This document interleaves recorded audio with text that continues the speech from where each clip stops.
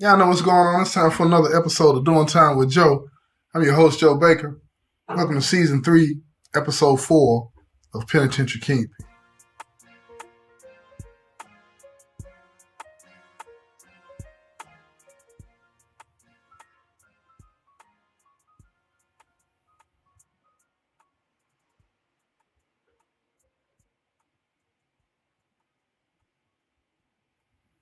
Several months had passed and Roxanne has made a lot of purchases from Arthur. And she had finally found this book that told her everything that she needed to know about how Arthur had been able to avoid capture and make a lot of money inside the prison. Now, she had been briefed by the feds. And when they first started this investigation, they told her that they assumed that Arthur had to have some help from the top. Maybe a lieutenant, a captain, or even a warden. They didn't know. Because the way prisons are constructed, there's no way that anybody outside of the prison could be able to maneuver and orchestrate inside of the prison without some help from somebody that works there. The restrictive nature of prison dictates that. So they knew he had to have some help. They just didn't know who it was. It turns out that Arthur had a scheme way bigger than what they could have ever imagined. The key to Arthur's whole operation was this pimp out of Vegas named Sean. Now, Arthur, he kept detailed records of his arrangement with Sean, and it went something like this. According to his records, Sean would loan Arthur 5 girls a year, and these girls would apply for jobs at the prison. And if they got hired, they would work for 2 years for Arthur, trafficking dope into the prison, finding guys in the prison that they can have relationships with that would get rid of the drugs for them so they could make plenty money. They got a cut of the money that's being made. They got money from their newly developed relationship with the boyfriend in the prison. And Arthur and Sean got paid because they were selling it at a higher rate that they could sell it on the streets to the people in prison through the girls. Now, these girls would work at the prison and they would rotate. When it got up to be about 6 months left, because they would all agree to work for 2 years, when they got to about 6 months left, they would start to lay the foundation to walk away and quit the job. So Arthur and Sean would run 5 more girls in to apply for the jobs. And again, if they got hired, they did the same thing. At the end of the 2 years, the girls would quit. And this allowed for them to have no competition. The new girls coming in would have no competition. They would just have to find them a new set of guys to work it. It was always a new face in the game. It was always a new guy in the prison that could move the dope, because these women were free to pick who they wanted to deal with. So they wasn't bound by the relationships that the girls from the last one had. So it was always changing, always evolving. And that made it extremely difficult for them to be caught. It was a very sophisticated plan, simple in its nature, but very sophisticated. And everybody got paid. Everybody got paid. So Sean and Arthur, according to Arthur's records, they made a lot of money smuggling this dope into the prison system. The only problem was that, Roxanne, when she was reading this book, she didn't find where the money was, and it didn't have names of the people that were working at the prison. She figured it had to be written down somewhere else. So either way, she didn't want to turn this ledger in because she didn't know what the feds already knew. So she knew if she would have turned this in, it was a possibility that this would end the investigation. Yeah, she would get her freedom. Her mother, Leah, Ben, and St. John, they would all be free to go on with their lives, but they would still be broke. They wouldn't have any money. So Roxanne and Leah decided, no, we can't do this. We can't turn this in until we figure out what's really going on and where the money is. So, unexpectedly one day, that same day, later on, Leah gets a phone call from her favorite officer, Baxter. And this would break this thing wide open for them. The phone rang. Leah picked it up. Hello? Hey, Leah. What you got going on? Not much, just chilling with my girl Roxanne. Can I come through? I'm feeling needed tonight. Now, Leah and Baxter had this arrangement. And the arrangement was that any one of them can call at any time and the other will be there for them. Leah didn't want to mess that up. So she told her, yeah, come on through. I'll be wet and ready for you. Roxanne, listening to her talk, she said, who was that, one of your late-lates? No, she said, no, it's our girl Baxter. She's feeling needed, so I told her to come on through. So Roxanne said, well, I guess I better get up and get out of here because I don't want to be here when y'all get going. I don't want to be around all of that. Leah laughed it off and said, you need to stop tripping and join us one night. It ain't cheating if it's just us girls. Roxanne replied, said, quit playing. Cheating is cheating. I'm not with it and you know it. Leah looked at her and said, look, hold up a second. Don't leave, though. At least wait until she gets here. Talk a little bit and then leave. I already told her that you was here. She still thinks that you're pissed off at her. Roxanne replied and said, no, I'm not. I'm cool. As long as she stays in her lane, I'm cool. But I'll stay until she gets here, and then I'm gone. A few minutes passed, and Baxter came, and there was a knock on the door. Leah opened the door. She saw that Baxter had been crying, so she was like, what's wrong, girl? Baxter was visibly shaking, so she put her arms around her and told her to come on in and led her to the couch. She looked at Roxanne and said, Roxanne, fix her a drink. Roxanne got up and went to the refrigerator. And Leah, she had everything that you could think of to drink. She had some gin, vodka, Remy. She even had some Hennessy and Tanqueray. So Roxanne, she fixed her a drink of some Hennessy. Here you go. Drink this, she handed, as she said when she was handing it to her. Baxter took the glass and she sipped it before she put it down. Now Leah was looking at him, still holding her, and said, look, tell us what's going on. Baxter looked down at the floor and she said, they got Ben. They caught Ben picking up the dope from the spot. Leah jumped up and said, what? Shout, just what? Wait a minute, where is he at? Where is he at now?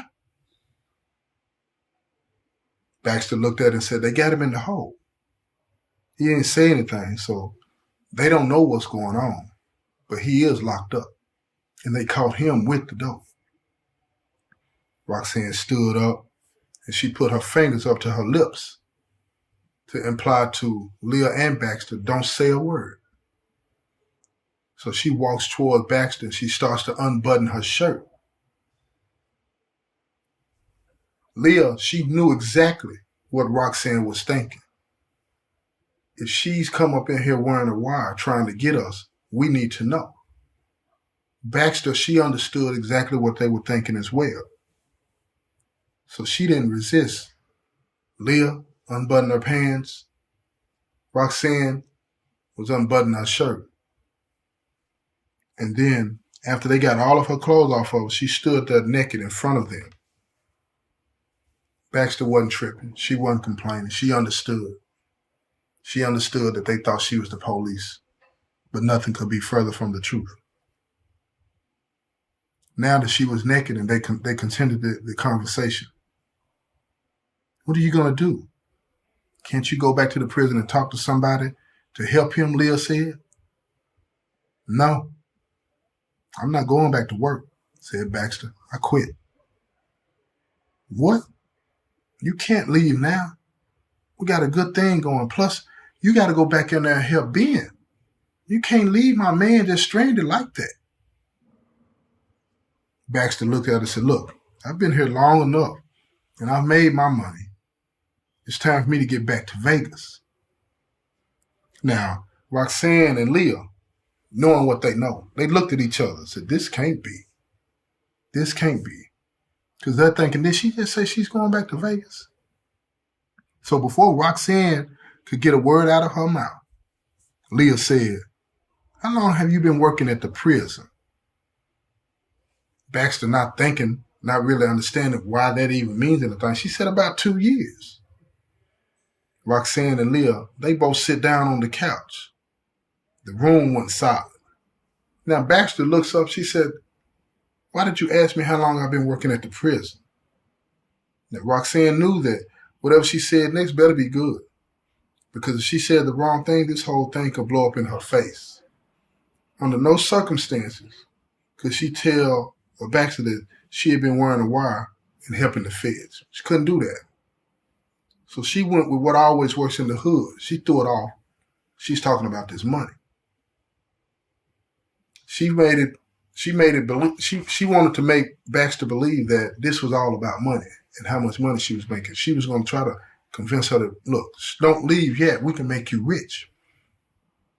So she looked at it. She said, "When are you going back to Vegas?" "I'm leaving in a few days," she said. "I just have to call my man and let him know I'm on my way." "Call your man?" "I didn't know you had a man," Leah said. "Yeah, I got a man back in Vegas. Sean, that's my man. It's my daddy." Now Roxanne and Leah, they're looking at each other again like, this is too good to be true. So Roxanne went on and said, "Look, hold up a second. If you wait a few days, keep working at the prison, we might be able to help each other get rich. And you can just go back to go back to Vegas. You just got to trust me."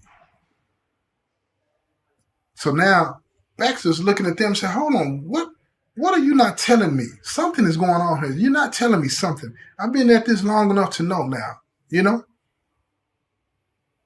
So Roxanne looked at her and said, "Look, before I fill you in, I got one question to ask you. One question." And she said, What is that? Because I'm tired of all the games. She said, "Do you know a dude named Arthur?" And Baxter looked at Roxanne and Leah, and then she was like, wait a minute. She had been told by Sean to never tell anyone that she knew Arthur. So she played her hand just to see how much they were going to tell her and how far she could go. She said, "Arthur who?" Leah jumped in and said, "Quit playing. I'm looking at your face. Do you know Arthur Cunningham?" Baxter gave it away with the look in her eyes. She said to herself, they know something. Something's going on here. Something that they were not telling her. She said, "What if I do?" And Leah said, "If you do, and you're really down, we can get rich in a couple of days, depending on what you know and what you tell us." She looked at Leah because they had been having this pseudo relationship. She looked at Leah and was like, "Okay, I'm listening." Now, over the next couple of hours, Roxanne and Leah, they spun this fantastic tale of how Arthur had cheated them out of a lot of money, pissed them off. They were going to get their lick back. They were planning to rob him, but they needed her help to find out where he had stashed the money. "I hear you, but you haven't really explained to me how you know that I know Arthur." They hadn't told her that part. They kept dipping and dodging around that. She said, "That's something you're not telling me. And now, unless you tell me, I'm leaving tonight and I'm heading back to Vegas because you haven't said anything to convince me to stay. You're leaving too many holes in it. So come on with the come on." So Roxanne said, "Okay, no more bullshit. I'll tell you how I knew. When I was over at Arthur's house the other night, earlier tonight, I found this book and it had a lot of names in it. A lot of people that work at the prison. And it broke down this plan, this scheme of making money with this guy named Sean. And it had all these women from Vegas that work for Sean. And does his name ring a bell?" Baxter looked at him. Baxter looked at her shocked at what she was hearing. "Yeah, I've heard of him." "Where's this book, though, that you say you read with all this stuff in it now?" "It's put up. It's put up in a safe place. That's my leverage. I'm going to use that book to find out where this money's at. The book can't help you. the book is not going to help you. If you found the book and you didn't find the money, you're not going to find the money. But we're going to figure out something because we're not walking away from this. And Arthur's not getting away from this. Now, are you with us? Baxter sit there pondering her options. They knew too much for her to walk away. Because if they have a book with her name in it, she couldn't just walk away. She couldn't walk away. So she said, okay, I'm down. But what do you need me to do? She said, first of all, I need you to keep going to work. Arthur doesn't know anything about what you're doing with us. So I need you to call him and tell him, look, everything's good at the prison. Let's get our thing going back. Because, after Rome got busted, he shut the operation down temporarily. He's just waiting to get things going. He's made enough money. He can chill for a while. We need him to get back open. We need him to start making his moves again so we can follow him and find out where is he putting this money. I don't need to go back to work to find out all of that. I already know where it is. I already know where he stashes his money. Where is it? Leah asked excitedly, rubbing her on the knee. It's at his house, said Baxter. No, it's not. We've been through every inch of his house, and we can't find it. Did you look under the bed? Roxanne looked at her like, this bitch is playing with me. Under the bed? Yeah, under the bed. If you looked under the bed, you will see an opening under the bed that leads to the basement. He keeps everything down there. No, I looked under the bed. I didn't see that. Well, if you didn't see it, then you got to move the bed to the side to see it. How do you know this? I've been down there with Sean and Arthur. Why would he show you where he keeps all of his money? Why would he do that? It's something that you don't understand. You don't live the lifestyle that I live. I'm no threat to him. Sean is my pimp. He controls every aspect of my life. You wouldn't understand that because you don't live this lifestyle. I've been his property ever since I was in my early 20s. This is my life. Men like him show off in front of us all the time. They know that we won't dare cross that line. They have our hearts and our minds. And that's a dangerous thing. If that's true, why are you willing to help us now? Because I want my freedom, and I have for a long time. And this will get it for me. I don't know. I'm not sure if I can trust you now. Well, we've been working together this long, and you've told me everything that you know, and I've told you everything that I know. So we might as well go through with it, and whatever happens, happens. Okay, then. Let's try to figure out how we're going to get into this basement then. This concludes this episode of Penitentiary Kingpin. This has been another episode of Doing Time with Joe. I'm your host, Joe Baker, and I say peace, y'all.